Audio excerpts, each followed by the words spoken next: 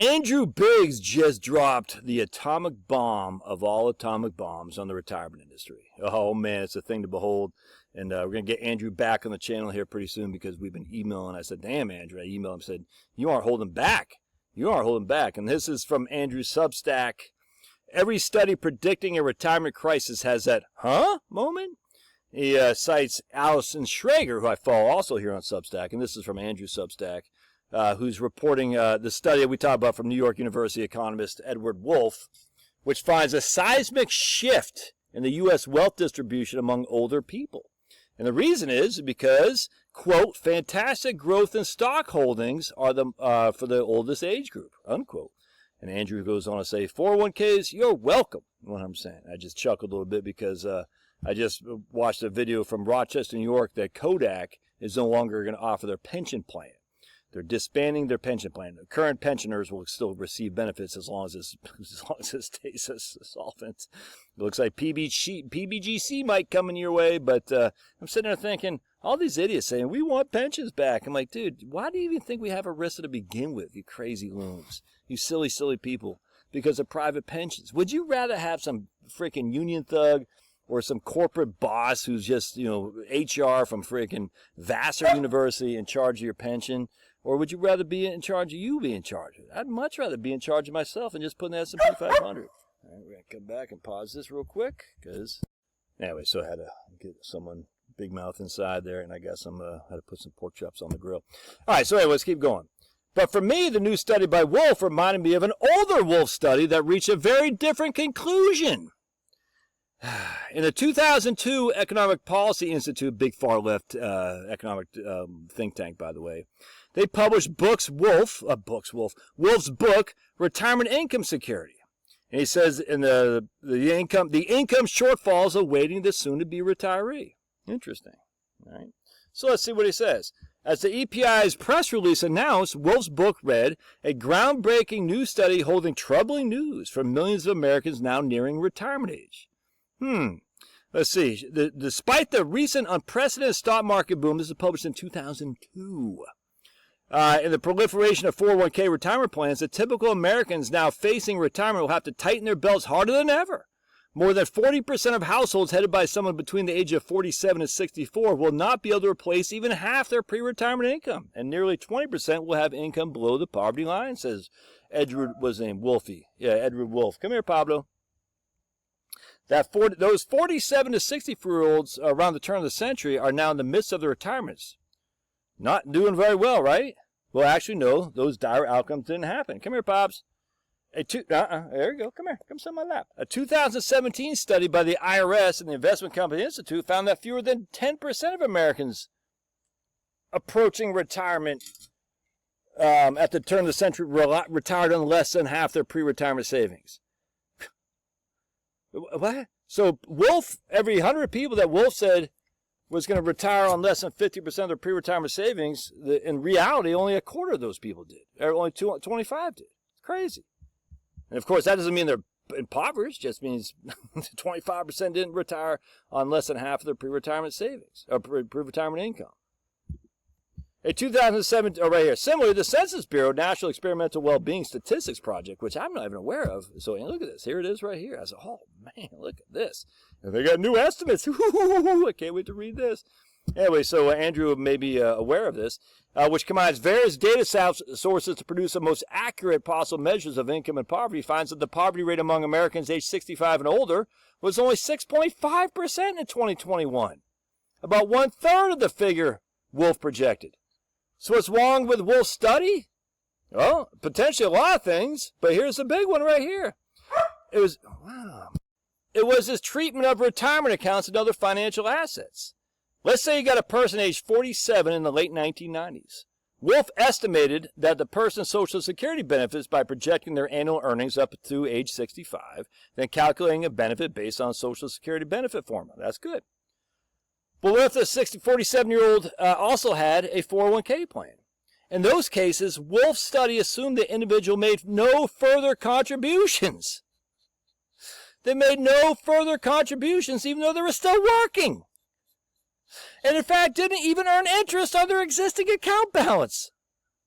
The balance as of age 47 was simply multiplied by 7%, which is the amount Wolff assumed a 65-year-old could draw from their savings each year. Think about the 4% rule plus 3% inflation. In the real world, the combination of continued contributions plus interest from 47 to 65 would increase the payout by 3 or 4-fold. What? As a projection of the income future retirees would actually draw from their accounts, the methodology used in Wolff's book is nuts. It's obviously skewed toward trying to prove that future retirees are undersaved. Can you imagine, though? You're 47 years old. You're not going to put any more money into your 401k, and the money that you had in there is not going to earn any more interest. Who thinks like that? It's crazy. And yet you're still going to work until you're 65. That's insane to me. Anyway, but other studies have widely cited as predicting retirement crises have their own instances, and I'm not going to go into that. That continues. In the past year or so, I've looked at a Vanguard study that assumed retirees will spend much more than the study itself recognized to be realistic. And a Morningstar study find that long-term care costs will cause retirees to run out of money so long as you assume that Medicaid, Medicare, and private insurance don't pay a penny, and retirees must bear all their costs, which we know isn't true. But I look at studies that are constructed this way, I don't even know what to make of them. I could buy that if a middle-aged person stopped saving for retirement and put all their money in the mattress, they'd probably fall short. But as a person thinking about retirement planning or retirement policy, what does that really tell me? Nothing. It's a waste of effort by the author and the reader alike. 100%. And so I emailed Andrew. I said, it gets even worse. Check this out. Wolff's most recent study, which has generated some notoriety because it's so positively focused on elderly people who he said before would be destitute. And now he's like, I guess I was wrong. Why would you be right going forward? But anyway, now he's changed his tune. Now he's saying the younger people are falling further behind the older people. So it's like a freaking chameleon, man. We change our colors to put whatever the political thing of the day is. So we know there's no more retirement crisis. Now we're going to say it's a crisis for young people. It's freaking crazy. But anyway, even that's got flaws. And I said, and this is why I sent this to Andrew. I said, this is from Wolff's study. He goes, this paper focuses on the slippage in net worth among households under 35 compared to households age 75 and older. Based on a differential leverage between the two groups, the much higher debt ratio among younger people compared to the older ones, we would have expected exactly the opposite. So Wolff is saying, hey, at the end of the day, because the younger people are heavily leveraged in their homes, i.e. leverage can boost your return significantly if the asset underlying the leverage goes up in value, which our houses have, he thought for sure that the higher rates of return for the younger people would have dwarfed the rates of return for the older people because of leverage, and as such, they would have an increase. They'd be slowly capturing up to the net worth of the older people because they have a higher rate of return. In fact, he goes on to say, check this out. He goes on to say right here, indeed, the average real rate of return, net of inflation, of the youngest age group, or from 1983 to 2022, was 5.67, while the oldest was 3.29. And yet, the net worth of younger households should have risen relative to the older ones, but it didn't. And I'm like,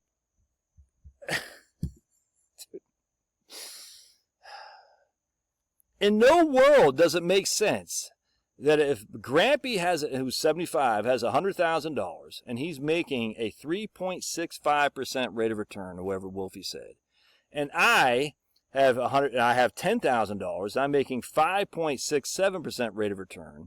In no world does it make sense that Grampy is furthering me. He's going ahead of me. That the gap between us is increasing because my rate of return is higher than his. There's just no way in no universe someone could think the otherwise. But Wolff does that. And I cannot stress this enough. This is what he's saying. The average real rate of return on net worth.